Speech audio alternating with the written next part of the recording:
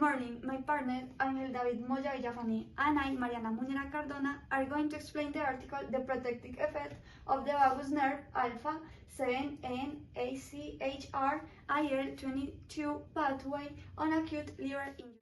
Mechanisms of the pathway. Vagus nerve releases acetylcholine and activates the alpha-7nAChR.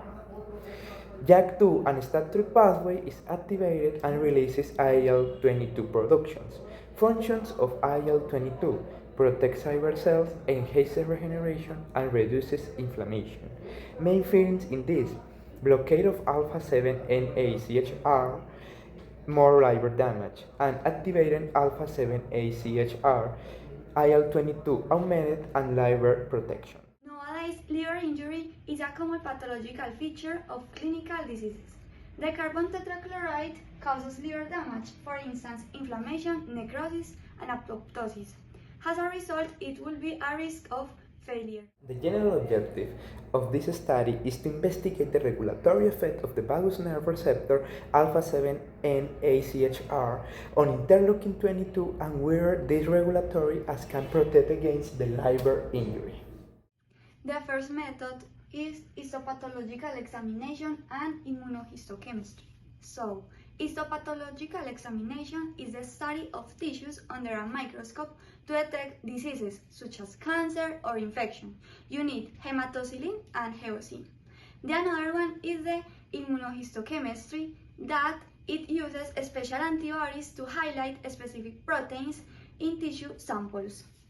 Why was it done in this study? To confirm the nerve role in liver repair and potential therapeutic targets. The second method is tunnel.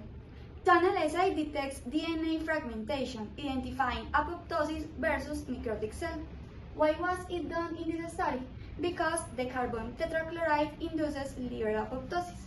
Also, test if PNU 282987 reduces apoptosis, and finally, to confirm if interleukin-22 has an anti-apoptotic. Real-time PCR rationally. QRT-PCR quantifies change in gene expression by amplifying specific RNA sequences, providing information on inflammatory and regenerative responses at the molecular level. Proposed in this study to determine whether activation of alpha-7nAChR increases IL-22 expression and assays whether vagus nerve activation reduces the inflammation. Method 4. Western blot analysis. Western blot detects and quantifies specific proteins by separating them based on cells and binding them to antibodies, confirming protein expression change at the molecular level. Proposed on this study. ACEs IL-22 protects against apoptosis, determining if alpha-7nAChR activates protein cell proliferation, and validate RT-PCR findings on IL-22 and alpha-7nAChR at the protein levels. Resultado se dice que el PNU 282987 mejora la lesión hepática inducida por tetracloruro de carbono. En la figura 1, panel A, se muestran cortes histológicos teñidos con eosina y hematoxilina. En el modelo se evidencia que el tetracloruro de carbono indujo daño hepático severo, elevando niveles séricos de aspartato aminotransferasa y de alanina aminotransferasa. Sin embargo, al poner tratamiento con PNU 282987 se redujo la necrosis inducida y disminuyeron las aminotransferasas. Por otro lado, al poner el modelo con el MLA, que este es un inhibidor de la vía que estamos estudiando, mostró daño tisular hepático y una generación alta de necrosis. Como segundo resultado, se observa el efecto beneficioso del PNU 282987 en la producción de interleuquinas 22.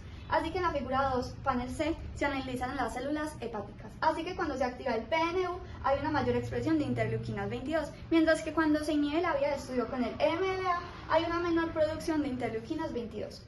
En el panel G se analizan las células L02 y ocurre lo mismo que allí, que cuando se activa el PNU hay una mayor expresión de interleuquinas, mientras que cuando se inhibe con el ML hay una menor producción de interleuquinas. Ahora vamos a hablar del efecto de la PNU2S29S7 en esa regeneración hepática. Entonces tenemos que tener en cuenta que el PSNA es un indicador de proliferación celular y la beta-actina es la sustancia control que utilizamos en estos dos casos. Aquí se usa en las células del hígado y aquí se usa en las células L02. Entonces, cuando está la sustancia control con la vía celular, se ve mucha más proliferación que cuando está con la inhibidora de la vía celular. Por lo tanto, quiere decir que cuando la vía celular está activa, hay mayor proliferación celular. Y aquí vemos en las otras células que a pesar de que también se ve proliferación celular con la inhibidora, cuando está la vía sola, se ve más proliferación. Ahora vamos a hablar del mismo efecto, pero en la apoptosis hepática. Entonces, en esta gráfica nos muestra que cuando está la vía activa, se presenta mucha menor apoptosis que cuando está el inhibidor de la vía, que se presenta mucha mayor apoptosis y menor proliferación celular. Y en estas dos, que sería, esta gráfica sería en las células hepáticas y esta en las células L02.